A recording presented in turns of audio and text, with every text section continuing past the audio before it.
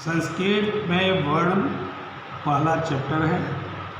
वर्ण को अक्षर कहते हैं। वर्ण का परिभाषा किसी भाषा की छोटी से छोटी इकाई को वर्ण कहलाती है। इसके बाद वर्णमाला किसी भाषा के वर्णों का क्रमबद्ध एवं व्यवस्थित रूप वर्णमाला कहलाता है। संस्कृत वर्णमाला में वर्णों को दो मुख्य भागों में बांटा गया है। पहला है स्वर, दूसरा व्यंजन। स्वर किसे कहते हैं? जिन्हें बोलने के लिए किसी अन्य वर्ण की सहायता नहीं लेनी पड़ी होती है, उसे स्वर कहते हैं। संस्कृत में स्वर को औच भी कहते हैं। इनकी संख्या 13 होती है। स्वर के प्रकार, स्वर 3 प्रकार के होते हैं। हर्ष, जिनको बोलने में एक मात्रा का समय लगता है, उन्हें हर्ष वर्ण कहते हैं। यह अ, ई, उ, री, ली। दूसरा है दीर्घ, जिनको बोलने में 2 मात्रा का समय लगता है, उसे दीर्घ वर्ण कहते हैं। आ, ई, उ, री। तीसरा है संयुक्त, जो 2 स्वरों को मिलाकर बनते हैं, उन्हें संयुक्त वर्ण कहते हैं। ए, अ, धन ई, ऐ, आ धन ई, ओ, अ धन उ, औ, आ धन उ। स्वर का हो गया। दूसरा है व्यंजन। व्यंजन, जिन्हें बिना स्वर की सहायता के नहीं बोला जा सकता है, उसे व्यंजन वर्ण कहते हैं। ये 33 होते हैं। व्यंजन को संस्कृत में हल कहते हैं। व्यंजन के वर्ण के प्रकार: स्पर्श व्यंजन। स्पर्श व्यंजन को 5 भागों में बांटा गया है। कवर, चवर, टवर, तवर, पवर। वर्ग का मतलब है, कवर का मतलब है क, ख, ग, घ, अंग। चवर का मतलब है च, छ, ज, झ, य। इस प्रकार टवर, टवर, पवर। अंतस्थ व्यंजन, इसमें आता है य, र, ल, व। हड में है ऊष्म व्यंजन, तालवी स, मूर्धनी स, दंती स, ह। नोट में अयोग बाह एक वर्ण है, जो अनुस्वार एवं विसर्ग स्वरों के साथ लगने वाले वर्ण को, जिनका उच्चारण स्वतंत्र रूप से नहीं होता है। मात्रा का ज्ञान, स्वर को पाई जगह। संयुक्त व्यंजन, 2 व्यंजनों के मिलने से संयुक्त व्यंजन कहते हैं। क और मूर्धनी स छ बन जाता है। त, धन, र मिलकर त्र हो जाता है। ज और य मिलकर ज्ञ हो जाता है। द और र मिलकर द्व हो जाता है। द और य मिलकर दय हो जाता है। प और प्र हो जाता है। स्र और अस्र होता है। वर्ण विन्यास, अक्षरों के सार्थक समूह को शब्द कहते हैं। शब्द जिन अक्षरों से बना हो, उन सबको अलग अलग कर देना ही वर्ण विन्यास कहते हैं। अक्षरों को मिला देना वर्ण संयोजन कहते हैं।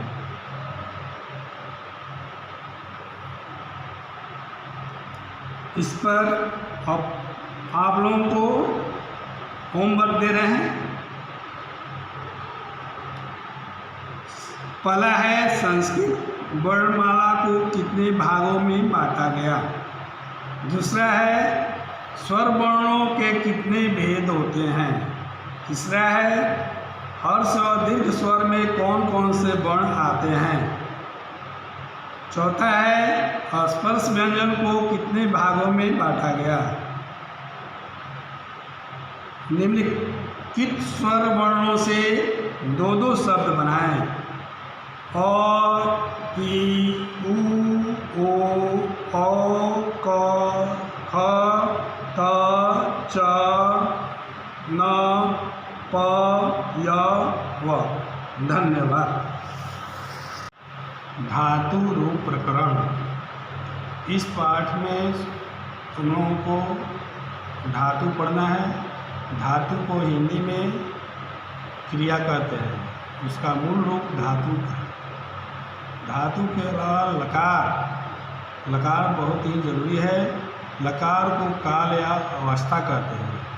लकार में 3 पुरुष होते हैं। प्रथम पुरुष को अन्य पुरुष भी कहते हैं। जो न श्रोता हो न वक्ता, उसे प्रथम पुरुष कहते हैं। सुनने वाले को ही प्रथम पुरुष कहते हैं। इसका यथा है स।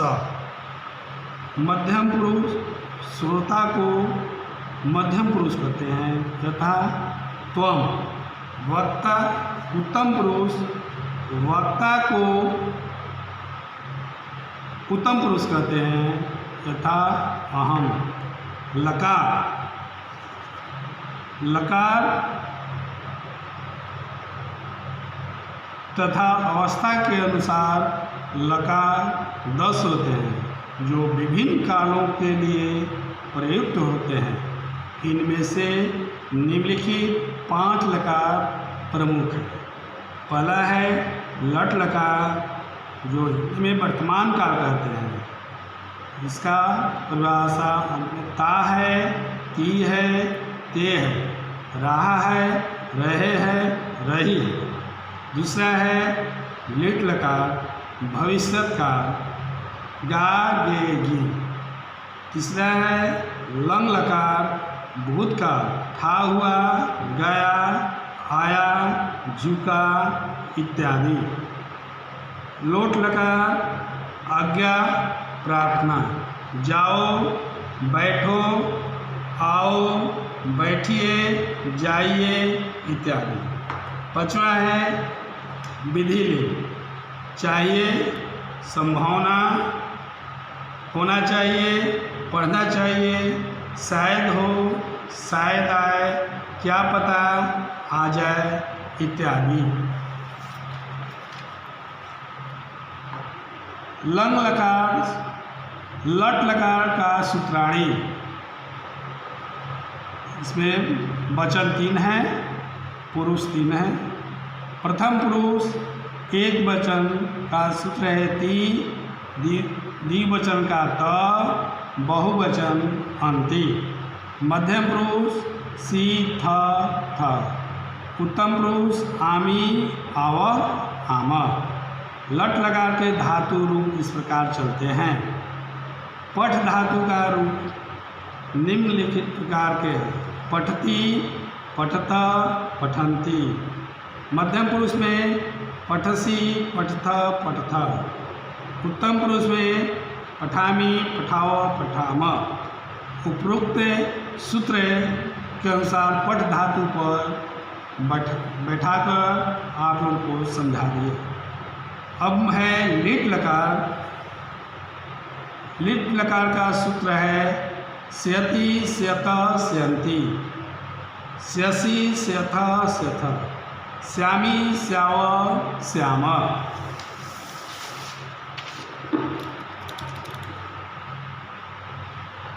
लिट लकार के धातु रूप इस प्रकार है।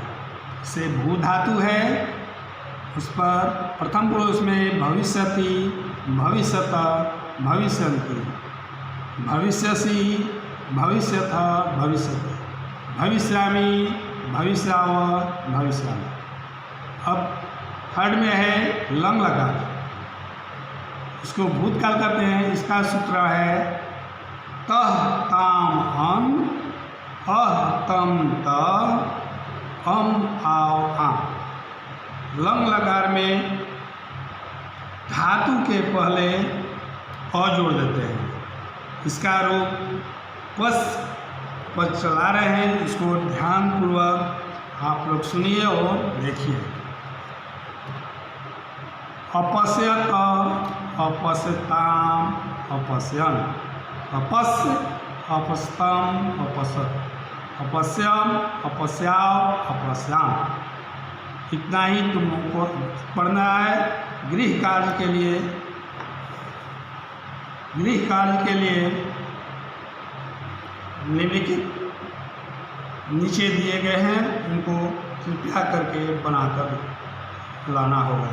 पुरुष कितने होते हैं परिभाषित करें। दूसरा में है पठ और खाद धातुओं के रूप लट लकार, लंग लकार और लिट लकार तीनों वचनों और पुरुषों में लिखें और याद करें। हम तुम लोगों को वंदना पाठ पढ़ाने जा रहे हैं, क्लास 5। शुरुआत करने के पहले माँ सरस्वती का वंदना किया जाता है। इस पाठ में वंदना पाठ है, प्रेयर। ओम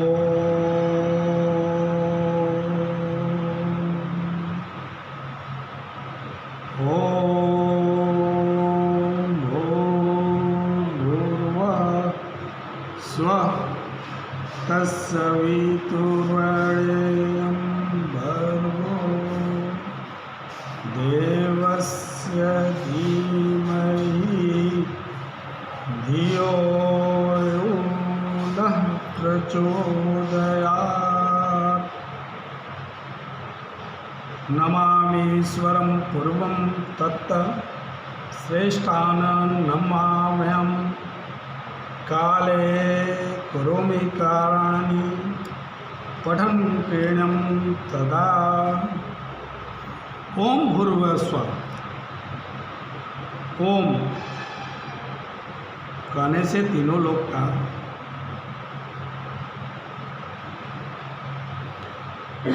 जो सभी जीवों का प्राण देता है, सभी दुखों को दूर करता है तथा नाना प्रकार के सुखों को देने वाला है। हम सब उस श्रेष्ठ दीप्तमान देवता यानी सूर्य का ध्यान करें,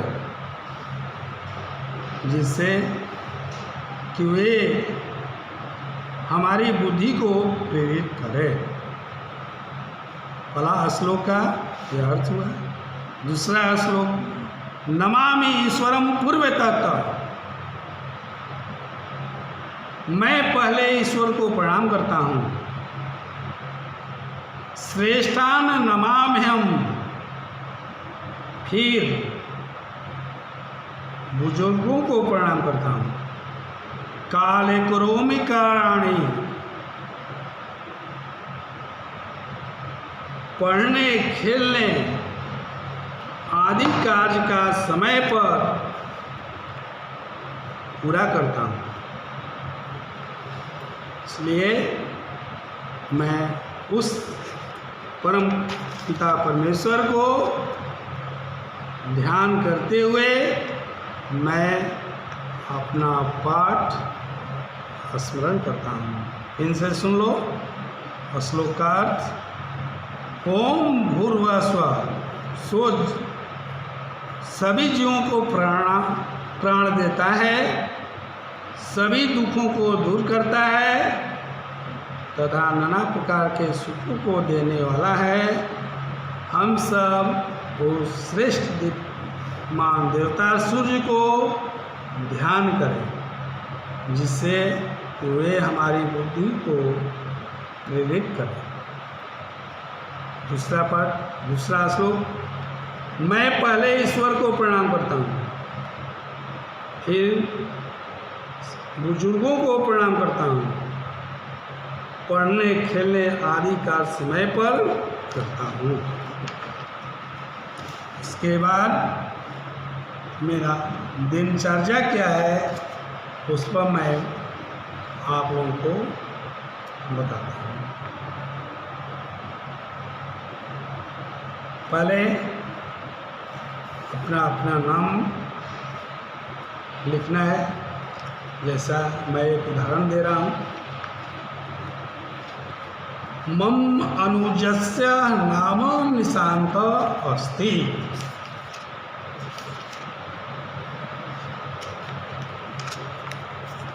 मेरे छोटे भाई का नाम निशांत है।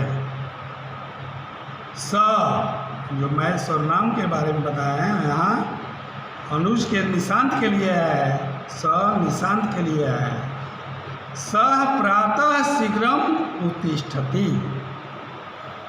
वह प्रातः शीघ्र उठता है। उत्थाय यानी उठकर नित्य कर्माणि करोति। नित्य कर्म करता है, स्नान करता है, मुंह धोता है। तत्पश्चात स्नानम करोति। उसके बाद स्नान करता है। स्नानत्वा तुमन प्रत्यय लगा हुआ है। स्नानत्वा निशांतः ईशवंदना करोति। किसी कार्य को प्रारंभ करने के पहले ईश्वर को वंदना करना चाहिए। यहाँ पर भी बताया गया है निशांत क्या करता है, स्नान करने के बाद अपने परमात्मा को पूजा करता है, वंदना करता है। ततः अल्पाहारम कृत्वा अध्ययनम करोति। तब तथा माने वह तब नाश्ता करके, अल्पाहार नाश्ता करना, अध्ययन करता है। सः दिव्यवाणी पुस्तकस्य तृतीय सोपान पठति। वह दिव्यवाणी पुस्तक का तृतीय पाठ पढ़ता है। तदंतर सविद्यालयम गच्छति। उसके पश्चात वह विद्यालय जाता है। तत्र सध्यानेन पठति। वहाँ जाकर वह ध्यान से पढ़ता है। गृहम आगत्य, घर आकर सायंकाले कंदुकेन क्रीडति। संध्या को गेंद से खेलता है। रात्रो पुनः पठति। रात में पुनः पढ़ता है। गृह कार्य च करोति। गृह कार्य करने के बाद दोबारा पढ़कर और गृह कार्य का 9 वादने संनिद्रा गच्छन्ति। 9 बजे वह सो जाता है। यम निशांतस्य दिनचर्या। यह निशांत का दिनचर्या है। अब अपने विचार से एक सुलेख भी लिखना है आप लोगों को। जिस प्रकार छोटा छोटा वाक्य में मैं बता रहा हूँ उस प्रकार आप लिखिएगा। अब क्या लिखना है? अहम प्रातः काले 5 वादने उत्तिष्ठामि। मैं प्रातः काल सुबह में 5 बजे उठता हूँ। प्रातः काले उठाए। प्रातः काल उठकर माता पितरम श्रेष्ठ जनान च अभिवादयामि। माता पिता को, श्रेष्ठ जनों को मैं प्रणाम करता हूँ। तत्ते पश्चात सप्तवादने नित्य क्रियां कृत्वा ईश्वरम स्मरामि। उसके बाद 7 बजे से नित्य क्रिया करके ईश्वर को याद करता हूँ। तत्ते पश्चात गृहं कार्यं करोमि। उसके पश्चात घर का कार्य करता हूँ। अहं भोजनं कृत्वा विद्यालयं गच्छामि। मैं भोजन करके विद्यालय जाता हूँ। अहं विद्यालये दिव अपराह्ने द्विवादने यावत् पठामि। मैं विद्यालय में 2 बजे तक पढ़ता हूँ। तत्पश्चात विद्यालयात् गृहम् आगच्छामि। उसके पश्चात विद्यालय से घर आता हूँ। सायंकाले उद्याने भ्रमणाय गच्छामि। संध्या को बगीचे में घूमने के लिए जाता हूँ। तत्पश्चात स्वगृहं करोमि। उसके बाद अपना कार्य करता हूँ। तत्पश्चात भोजनं कृत्वा शयामि। भोजन करके सो जाता हूँ। इसमें कुछ शब्दार्थ कठिन आया है, उसको मैं बता रहा हूँ। प्रातः काले माने सुबह में, पंचवादने 5 बजे, उत्तिष्ठामि उठता हूँ। उठाए उठकर, च माने और, श्रेष्ठ जनान बड़ों को, अभिवादनम प्रणाम करना। तत्पश्चात इसके बाद, सप्तवादने 7 बजे, कृत्वा करके, स्मरामि स्मरण करता हूँ, करोमि करता हूँ, यावत् तक, पठामि पढ़ता हूँ,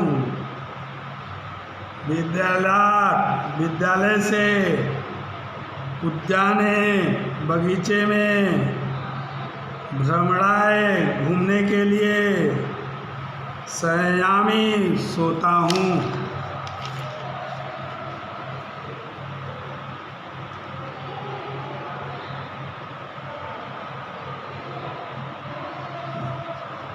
इन सारे शब्दार्थ को आप लोग याद कर लीजिए और इसी प्रकार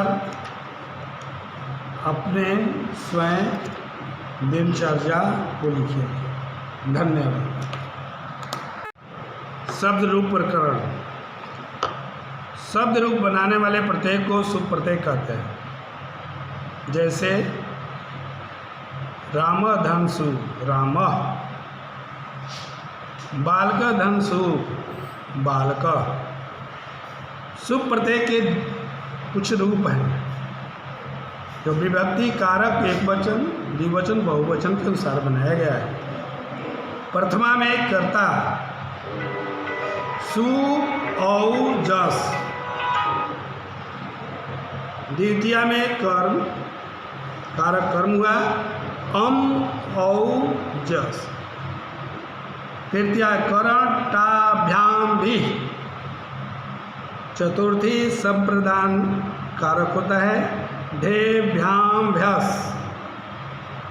पंचमी आपादान, षष्ठी भ्याम भ्यस। षष्ठी संबंध कारक ढस ओस आम। सप्तमी अधिकरण ढी ओ सुप। अष्टमी संबोधन सु और जस। इसी के प्रारूप पर बालक का रूप आकारांत पुल्लिंग जो मैं बता रहा हूँ। बालक, बालकौ, बालका। बालकम, बालकौ, बालकान। बालके, बालकाभ्याम, बालकै। बालकाय, बालकाभ्याम, बालकेभ्यः। बालकात्, बालकाभ्याम, बालकेभ्यः। बालकस्, बालकयोः, बालकानां। बालके, बालकयोः, बालकेषु। हे बालक, हे बालकौ, हे बालका। इसी के अनुसार आप लोग देव और राम का रूप बालक के समान लिखिएगा और याद कीजिएगा। Thank you.